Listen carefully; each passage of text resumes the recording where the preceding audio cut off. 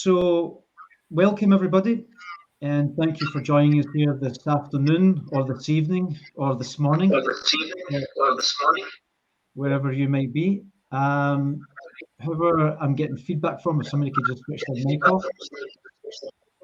So, as part of the Youth-Led Solutions Initiative on the future of work, this breakout panel is focusing on demystifying digital skills. Which digital skills do you need to find great jobs and thrive in a digital economy? And where to get them? Which skills do young people need for employability and to set themselves apart? For all the hype about digital and which digital skills employers are looking for, where can young people get access and learn these skills? And with digital, what other qualities or values our employers and the young people value? So joining us on this panel today to answer some of those questions and hopefully from the audience, we have Susan Hickey from Essentia. Essentia's Skills to Succeed initiative is about supporting and empowering people to take on the shifting workforce landscape and build a more economically inclusive world. Together with their partners in the past decade, Skills to Succeed has equipped nearly 4.6 million people with the skills to make substantive improvements to their lives. Technology has and continues to play a key role in Skills to Succeed goals, and Suzanne leads a number of these global digital skills tools focused on both employability and entrepreneurship. We're also joined by Stuart Mills from Salesforce. Stuart is a VP of Trailhead and Ecosystems at Salesforce, the global leader in digital transformation solutions, helping develop talent for the Salesforce economy. Through Trailhead, they promote lifelong learning opportunities for all. We also have Ina Progranati from HP Life. Ina is the HP Life Global Lead for HP, leading the HP Life program that offers 32 free online courses in 8 languages to build key business competencies. Previous to HP Life, Ina was a founding member of Global Citizen. We're also joined by 2 representatives of the YMCA. DeConti George from YMCA Liberia. DeConti is a 2016 graduate change agent of the World Alliance of YMCAs and a long-serving youth development animator of the YMCA. While serving as a program coordinator for the YMCA of Liberia computer training program, she has contributed immensely to promoting youth launch career in technology and using skills acquired from short-term IT teaching for job readiness and creation. And lastly, but certainly not least, Cameron Early from YMCA Paisley. Cameron is one of Paisley YMCA's digital youth work volunteers and supports a number of youth-led enterprise projects and design programs through the Makerspace Paisley and the iEnterprise Business Incubator. We're not delivering peer-led 3D printing or computer programming classes. Cameron is also a member of the youth committee that sets the digital agenda and strategy for the association. So we welcome you all, and we look forward to the rest of the remaining of this session. So we're going to open up with the first question, and that is going to be for Ina, and then we will open up to the rest of the panel members if they feel that there's something that they can contribute to. So Ina, what are the digital skills employers are looking for? Thank you for that. Thank you, everyone. Very excited to be part of the summit. It has been amazing so far to see the plenary opening and so on. So I really appreciate the great work, and it's very exciting to talk to young people. I got out of college probably 10 years now, so I know exactly where they are when it comes to getting that job, building that career, and figuring out what is it you need to know or not know. To go back to your answer, I think the first biggest thing is digital literacy. So, depending on where you are from, what the accessibility, digital equity is something that is super important. So having access to digital literacy is the first part of it. It's not enough to have a computer, a device, and I do work for HP, but that's obviously not enough. So you need, in order you have, as long as you have the device, you also need to know how to use that device. And that's still not enough because you need connectivity. You need to be able to access that great content that is out there. So on top of those, basic digital literacy, in the world that we live in, which is so, connected and so on, I'd say young people that are trying to get jobs out there, giving yourselves those tools to be more employable. Anything from like basic skills like Photoshop and a lot of like coding and so on.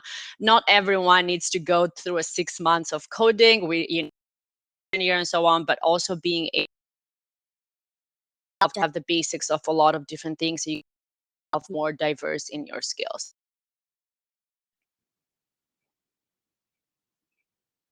That's great. So lots to do with about digital literacy skills in particular. Does anybody else want to chime in if they feel that there's something that they could add value to? Well, Darren, I'll maybe jump in. I think just building off what Inez described, I could try and think of it in a couple of different pillars, if you like. If the first one being actually digital skills to do with maybe digital marketing. If you want to do a job so you need it to do a job that traditionally might have been in a shop, for example. Today, you're actually doing digital marketing using technology to do a job that might have been offline, if you like. So there's those sorts of digital skills. But once you get through the essential pieces, you've got the traditional ones that are developers and coding languages and people who are building technology, which is a constant number. But as my business is a cloud-based, but the software comes out of the box, if you like. So it's not, a lot of it's usable straight away, which is untraditional still in lots of terms.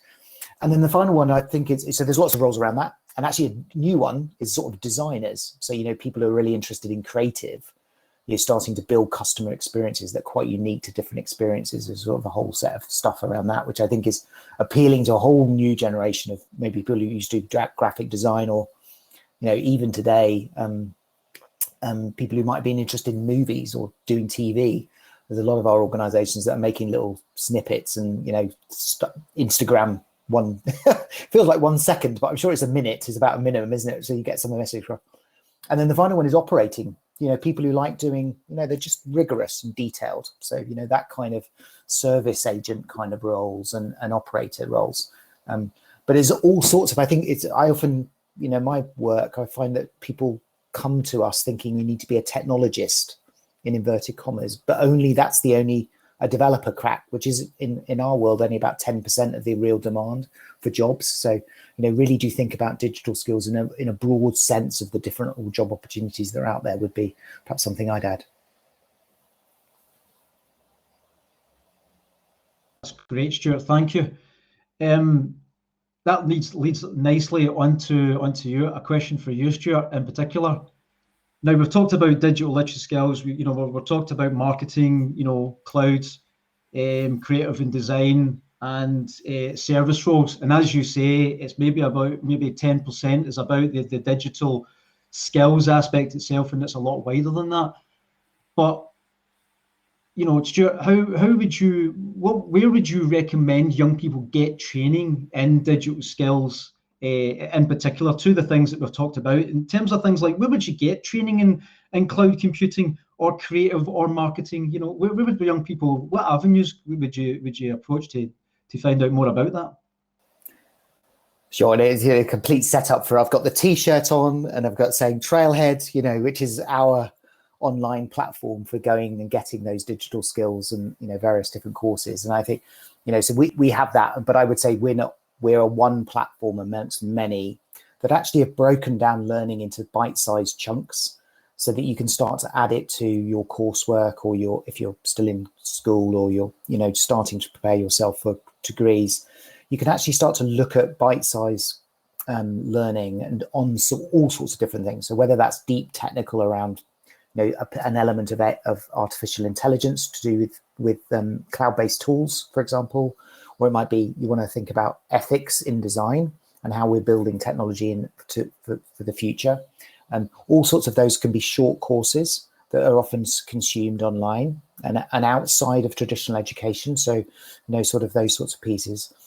Then I'd sort of break it into sort of credentials. So, and the way to think of this would be a paper that you've done in a term or something like that as a university level, where for my terms, we would have a developer credential. So somebody's able to build an app. It might take 3 months to do that learning, but you get a piece of paper, a stamp that says you've got that piece of learning credentials. And there are plenty of things, LinkedIn Learning. I'll probably get told off for mentioning for Microsoft products in there, but no, but those sorts of tools are our tools. Suzanne with Accenture's got loads of pieces, and we've got all sorts of different organizations that are offering pieces of the puzzle. So those non-traditional places that you can consume yourself or add, buy a course here or there, or use Udemy or some of these other technologies. And I think increasingly we're finding that we're embedding learning into courses that are ongoing. So whether those are traditional degrees or more community colleges in the US, or sort of more technical universities, or many different other institutions that are offering short pieces of technical detail. I guess the point I'd make with this is that jobs in technology that require you to have a full computer science degree, and this imagine that you said you're inspired today, or through the summit the last 2 days, the action you should take is go off and do a 3-year computer science degree. Maybe there's some people in the forum that would that's the action you would take. It's very few though, realistically, because actually, you might have chosen that path already, but you can find these digital skills in bite-sized formats. So I think it's really have a good look. And I mean, the final thing I mentioned is there's a ton of video out there by some amazing people who just love technology, and they're just like, DIY at home. If you want to go and find it, you go to YouTube or one of the other video sites and gather that sort of short learning and work it through. The final thing I'd say is you need a guide. So that's the only thing with this online learning I think you miss from traditional education, is you need somebody to help you, mentor you through. And some people don't need that. You're very self-motivated, but that's what we're finding, is that we need to sort of find somebody to help you. And that might just be a friend, or it can be a college professor, or it can be, members of Salesforce or other. I'm sure HP have the same, and Accenture as well, providing some volunteering. So that's great. I'm expanding this question a little bit more to all panel members. Do you see micro-credentials as the way forward? We touched on, the 3 and the 4 year degree. That's particularly big in the UK. I'm not sure about other areas in other countries, but particularly within the UK, we all go and get the degree at university, and, the theory is you get the job behind that, which isn't so straightforward anymore. So in terms of things like Google Garage, and you talked about LinkedIn Learning, and Microsoft's own micro-credentials and things like that. Do all of you see that as the kind of way forward, particularly in terms around digital and technologies? Because maybe the 4 year degree is a bit of an ill fit. So by the time you've got your degree, you're out of date because things move so rapidly. What's your thoughts on that?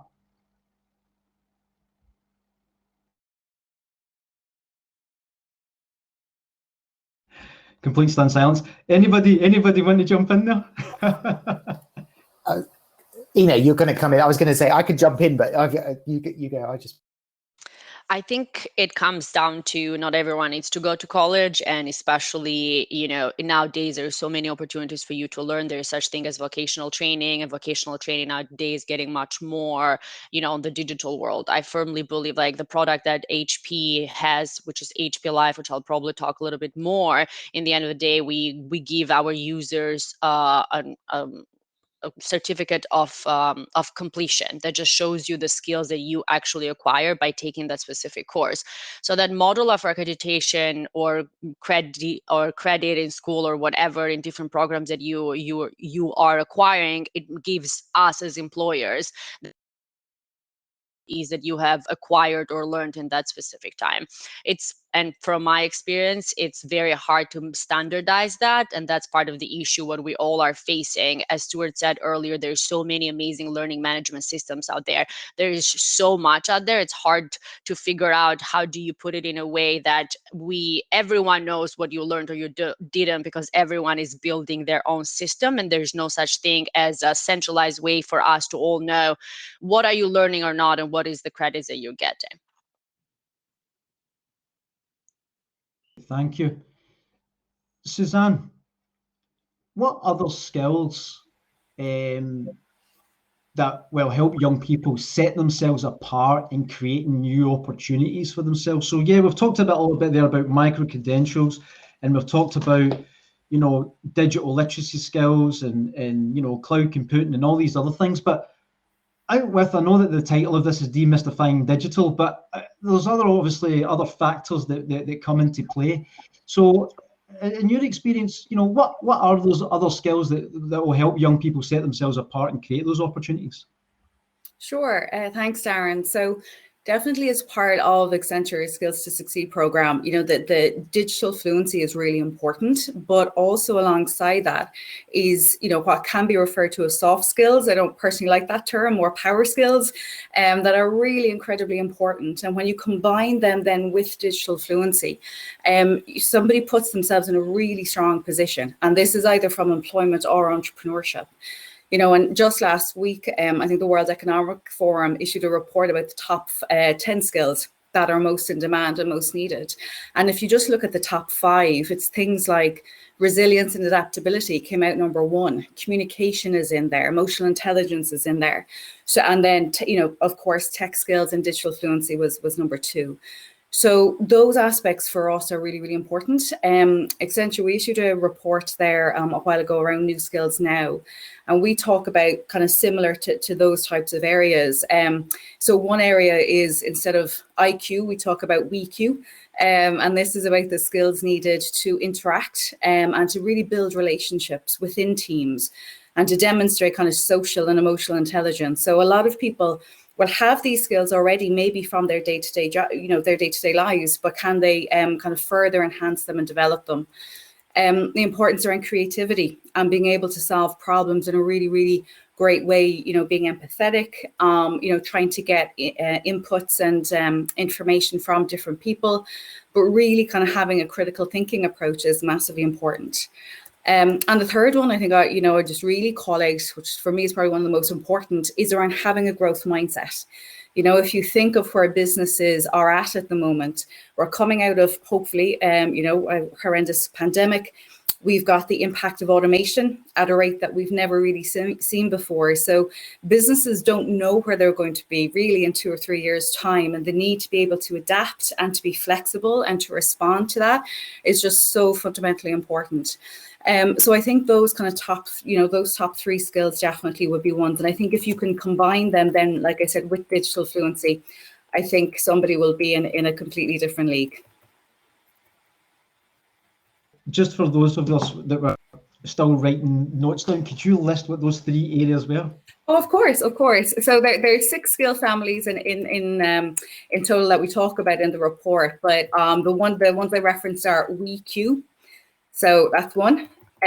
Creativity and solving, number 2. And then cultivating a growth mindset is number 3. Great. Right. These are brilliant. As Darren, maybe I think these are brilliant. We use beginner's mind. I think with Suzanne, you maybe talk about growth mindset, is that sort of sense, which I think when talking with younger people sort of coming into it, thinking beginner's mind, you know, Salesforce is changing our technology 3 times a year. So it means that within 12 months, the tech looks completely different. So what you know today is kind of out of date within 12 months. And so people having to, you know, lifetime learners, people who just like learning and consuming interesting things and all sorts of things. And it doesn't need to be academic learning. It needs to be sort of continually looking and with a fresh pair of eyes. And honestly, you know, at my age, I'm starting to think I need to have a fresh pair of eyes way more often and train myself out of a bunch of things. So to some extent, I play off that as, you know, younger people coming into this, play on that beginner's mindset. You can look at something fresh, but you've got to be really good at making choices, which Suzanne's pointed out, the decision-making skills. And I love that WeQ. That's brilliant. I'm going to nick that. I'm going to steal that. You're allowed to. That's okay. Am I allowed to? Is that okay? Is it public? Excellent. So, yeah, but I think it's funny, isn't it? As we're all working this way, we're having to relearn how to communicate and probably, what you can offer there in terms of being able to do productive work through these kind of forums is a skill in itself. So, really, really harness that. And it's more important in a way. I mean, I know I've got a platform that does technical skills, but actually the stuff that we just talked about is probably more important really in terms of being successful in your career. Interested in bringing in DeConti and Cameron at this point, but before we do, question in the chat, Suzanne, is about WeQ. What does that mean?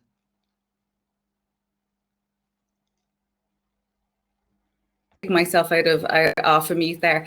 So WeQ is talking about how we as people just interact with teams, and things like building relationships, and particularly I think to Stuart's point as well, from a virtual world and an in-person world. So that ability to connect.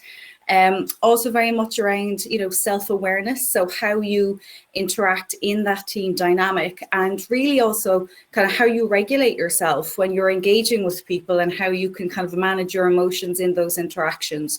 So it's really about how you interact in that team dynamic, be it virtually or in person. So that's what we talk about with WeQ. That's great. Thanks for clarifying that. No worries. DeConti, with all the things that we've discussed so far, in your experience, how does having digital skills support youth employment, particularly in Liberia? Sorry? Oh, you want me to repeat the question? Yes, please. Oh, sure. Sorry. So given all the conversation that we've had so far about digital literacy skills and micro-credentials, in your experience, how does having digital skills support youth employment in Liberia? Okay. Thank you so much. Technology is evolving in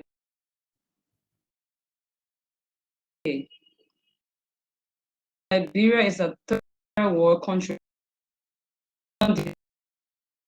So when path of tech, it may not be to your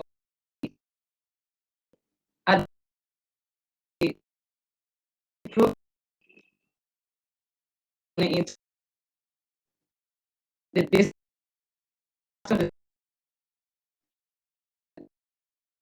connect with the business skill, Microsoft Office skill. Recent time that people need those skills, businesses, business, or a trader or something like that. Then to that, recent 2015, 2014, when university, I was special. So I would try as those for the job market.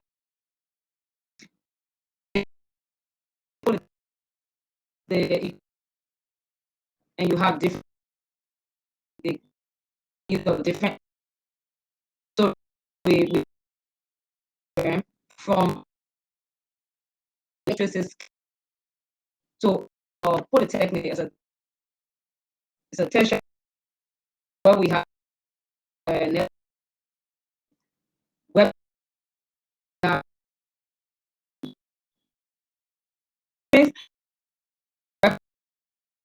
in Europe. Doing billboards, you have people doing evolving. Our student will try job skill. they just come to the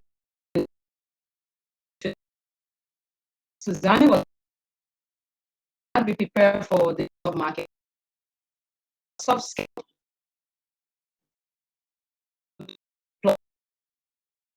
Study. Yeah, so that also voluntary quite a skill. Maybe the first level we have web design and database. So have right now we have the fund, we have access can do other things. Yes, so a couple of us up with the job market. And you so ones that into would rate would but applicable here at left for team all of that online. So that would even invest to just in a split shortest period to go online, do teaching and do connecting our employers and that opportunities. Because progress.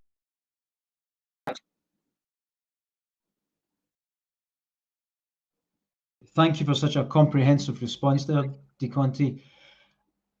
I think I'd like to move this one over to Cameron now. Hearing of what's been taking place in Liberia, in your experience, Cameron, do young people in Scotland have access to the type of digital skills raised by the panel members? Is that something that you've personally been able to access in terms of micro-credentialisation? You're aware of what digital literacy skills to be able to develop. Are there other people that you have worked with, other young people you've worked with that maybe don't have those kind of same access? How does your experience and your viewpoint reflect that the panel have raised? I feel like I've learned a lot of skills, like, for instance, the Word, like Office suite. I've learned a lot of that in admin in school, which I think the Conte was talking about. One of the programs was learning about the Office suite, and also things like programming. I've done Visual Basic in school, but I feel like having done Python at the YMCA before that definitely helped. Because I feel like when you've learned one programming language, it's a lot easier to transition to another one. So I feel like the YMCA has definitely helped. And if the other people in my class were, I'd say, disadvantaged because they didn't have that experience beforehand. So they found the course a lot harder because they had no real experience in programming or coding before that. You would say then that it's a bit of a mixed bag then, that depending on if you're linked in with a community-based program, such as what DeConti in the YMCA in Liberia are running, similar to what they're running in Paisley or in other parts of Scotland, that helps with that access issue, that otherwise it may be through school or university that you might not have access to. Yeah, well, the schools are good in Glasgow and in Scotland about teaching these skills that do prepare you, like using things like Excel, using things like PowerPoint, word processing. Those things are useful for when you go into work. But certain things you will find a lot harder if you aren't part of, say, like a club outside of school, like the YMCA, that do help you and prepare you for work. Okay, great, thank you. Next question's to Ina. What's your company doing to help young people acquire these digital skills? So we've been hearing about the various different kind of viewpoints from Liberia to Scotland and the kind of general offerings from various companies. So, but what in particular is your company doing about it? Thank you for that. Great question. And it sounds like, HP is not the only one that is doing it. All like Accenture, Salesforce have their own programs. Specifically, we're making a big commitment tomorrow, launching a new initiative, accelerate digital equity for 115 million by 2030. And the idea behind that is we want to make sure that digital equity. And specifically what HP is doing is this program called HP Life, which is the reason why I'm here today. It's a completely free learning management system that anyone in the world can access in 8 different languages for them to learn the basics of business. We call it entrepreneurship skills, but a lot of the classes are what Susan mentioned earlier, design thinking, critical thinking, as well as how to do social media marketing, how to grow your business, start a business, do a social enterprise, and so on. The idea behind HP Life is more snack-based classes. So, instead of going through a 6 months boot camp on Python or whatever, which is absolutely amazing, this is more to prepare you for you to have that basic knowledge on things as like how to boost your confidence. So I don't like calling them soft skills, but getting young children to feel confident and create their life goals and so on. So it's a completely free entrepreneurial platform. Any one of you can literally go and sign up right now. It will always be free because it's a product of the HP Foundation. And the goal for us at HP is to get 1.5 million people that are using our content that is being created by different subject matter experts and basically distribute this content as much as possible. Fabulous, thank you, Ina. Would Stuart or Suzanne like to come in on that question? What are your companies doing that you haven't already mentioned already? That we haven't mentioned. Oh, Suzanne. Oh yeah, no, sorry. I mean, I think from an Accenture perspective, we kind of skills to succeed would be the best kind of community programs that we do. And as I said, they're all focused on the employability and entrepreneurship space. In lots of cases, I would lead some global digital initiatives, but in lots of countries, we have a local skills to succeed presence. So I would definitely suggest to people on the call, just, going onto Google, having a look, seeing what's out there, and then trying to avail of those supports there, because they could be in the frame of the employment side, the digital skilling, and also entrepreneurship. That's a really big focus area for us as well. So I would just say, yeah, to go and have a look at those. Sorry, Stuart, over to you. No. I think we came in right at the same time, didn't we? There. No, great. We've talked platforms, I think, and that sort of accessible learning is, I'd underline that it's there, it's to be used, and all of these platforms are there, which is a fantastic bit. I think some of the other things that maybe I'd add that we haven't talked so much about is that we're trying to sort of see what is our role working with education, sort of right back to some of the things that you were mentioning, Cameron and Conte. I'm doing quite a lot of work in Africa at the moment in all sorts of different contexts. I'm trying to work out how do we help kids in schools, because I don't think there's an obvious answer, and it's not just about giving an internet-based tool that has problems of accessibility to people who maybe don't know what it is, but there is a sort of having to think about that bit. Cameron, you mentioned community. I'm loving this point because we see this a lot, where you sort of people who are really good at Salesforce tech, we call MVPs, most valuable players, and we get them to give back, to sort of pay it back into communities. And so something like seeing that in the YMCA communities and other things, I think is a great way of doing it. And so we're looking at those sorts of things. And the final thing I've mentioned is actually worrying about our own business. So it's easy to sit here as a nice tech company. I'm in the UK. To say, well, of course I'm learning all the time, aren't I? But I can tell you there's plenty of businesses out there that are not places of constant learning. And so we're making sure we worry about that all the time. I suspect that my colleagues on the phone here are all in organizations where this is an obvious thing to say, but unfortunately there aren't enough places. And as young people joining the workforce, I would just watch for that. make sure that you have this conversation with an employer. Don't think you've finished learning.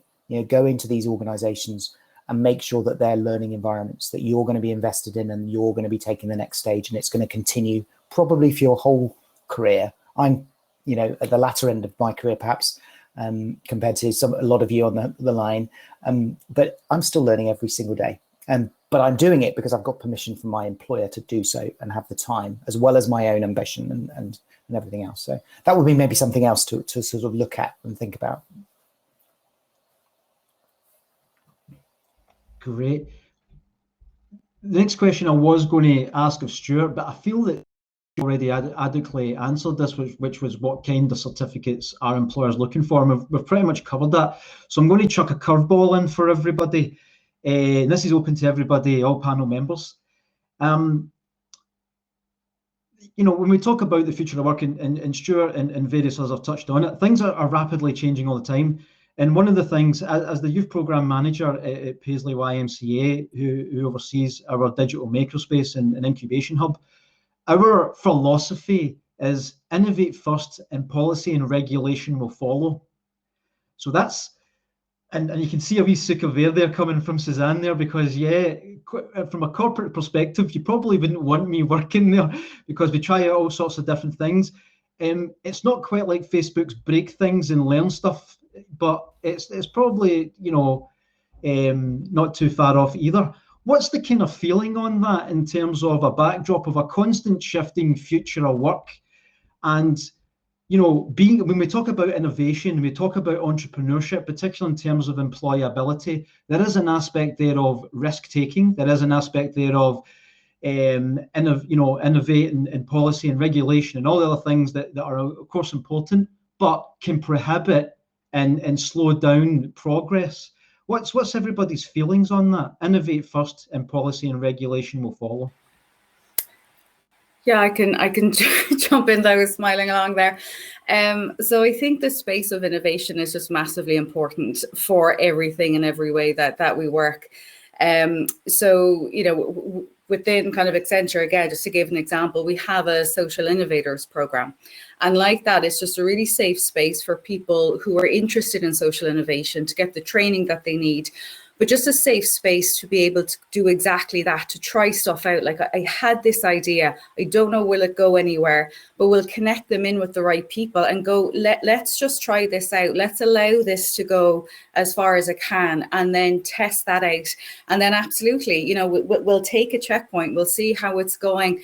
Can we go further with it or not? So I think creating that space within an organization is just phenomenally important. And it is risk taking. I think it does take people being vulnerable and being okay to try stuff. And I don't like talking in terms of failure, so to speak. You learn from absolutely everything that you do. And it's just, but it's that kind of safe space. So I think innovation in the world of work is phenomenally important, and to have the conversations with people around you to go, can we create this space? Can I give maybe 5% of my week into thinking and trying stuff out like this? And then ultimately you will break through, and there will be something that will come out the end, and absolutely policy, regulation, tracking will all follow very quickly after. But I think innovation is just phenomenally important. So I'm a massive proponent of it. Anybody else? Oh, I love this topic. I think the frame we use of it actually is philosophically that we change the words and say move fast and fix things. And the context being very different to moving fast, break things and move fast, is the sense that we are actually trying to make a better society, all of us. We come in with positive intent, and the organizations here, certainly I know well enough to know that we're all purpose-led. We have a real strong values set. But moving quickly is necessary to maintain innovation. But if your focus is on fixing things, then actually if the regulations are in the way because of the wrong set of values or an out-of-date purpose, from all sorts of different reasons, then break those, but to fix them for a better set. So I think we found that language change quite important with this, so that we can start to say, well, we are actually trying to create a more equitable world, a more equal one, through the work we're doing. And we don't want to bury AI written by white middle-aged men into the world, right? That's not the way we should be building things. So let's move fast and fix things, which I think is just, if you go into that and thinking we're trying to make it better, okay, break some things to fix it for the better.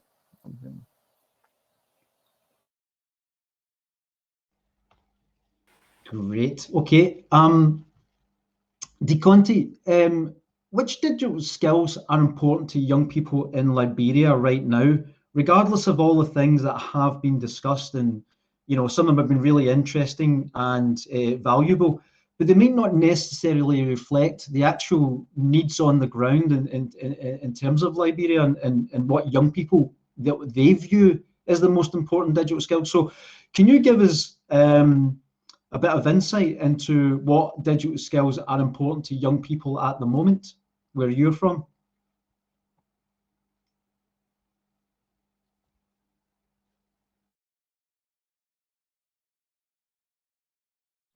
You're still on mute there, so you just take off your mute.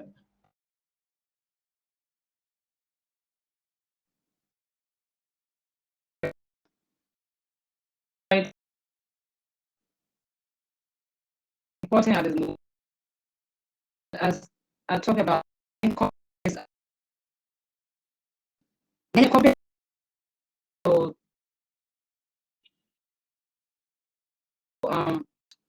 web design organization would say that don't have a web or written other things don't have, so this will come the web need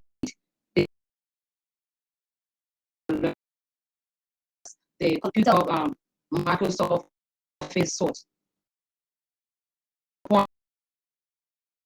The Microsoft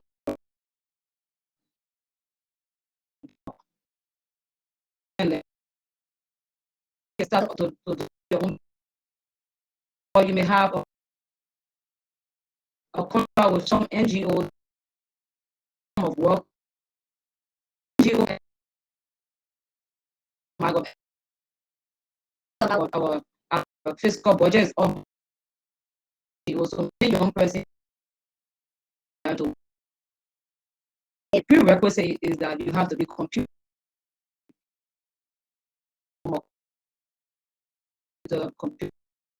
Though we have a lot of young people now computing is introduced. Cybersecurity, we have management information. We are for the job market, trying to link them assistant market and the employer big skill. All of participating in this council. But before Corona, we tried to recruit YMCA to see if for so many of the problems they face computers is for have so in order to have do is you come to the once you make the over longer period of time job or establish their own after they are forgetting a lot of things so for them and when we for who is the national program so comes to things for them but opportunities online basically and now to a computer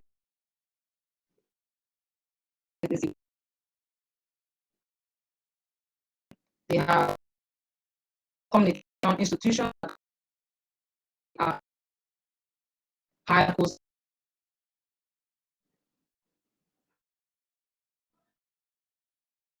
Great, thank you for that answer, DeConti.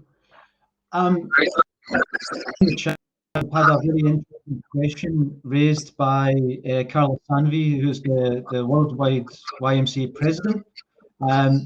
Susan's already taken the lead and already partly answered this, but yeah, it's a really interesting one to look at. You know, you have all these big multinational companies, and they're all doing great things separately and sometimes in silos. And that's, of course, we're not, you know, necessarily meaning the ones that are on this platform, certainly.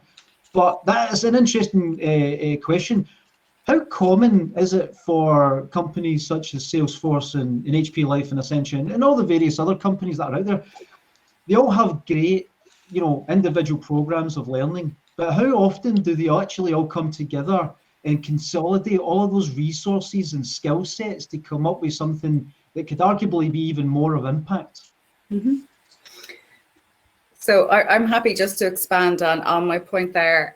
So absolutely 100%. I think everybody would be in agreement that coming together as a combined force is so much better than trying to do something individually. You know, we've already seen on the sustainability side, Accenture and Salesforce went into a partnership there a few months ago. So you're seeing a lot in the sustainability climate change area. In the area of skilling, again, there are a number of partnerships that Accenture are part of. One, for example, is B4IG, so Business for Inclusive Growth. And this is, again, where we're working with a number of similar companies, all in the space of skilling and trying to help and improve you know, the future workforce for everybody. We're bringing our assets and our tools together. So we're bringing our skills to succeed assets. Companies are bringing their assets, and we're working through, okay, what could this future like? Again, there's examples over in France that I could speak to about coming together. So I think there is massive openness to it, and just taking those first steps into implementing something now is well underway. So absolutely, you know, we saw it from our CEO Julie Sweet, kind of stated recently about, you know, the ability for Accenture to deliver more